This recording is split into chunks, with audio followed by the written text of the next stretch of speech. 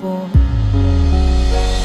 Lumilipas ang panahon, kabiyak ng ating gunitan.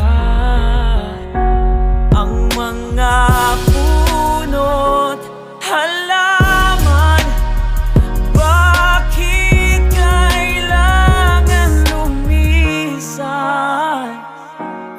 Panapanahon ang pagkakataon, may babalik pa ang kahapon.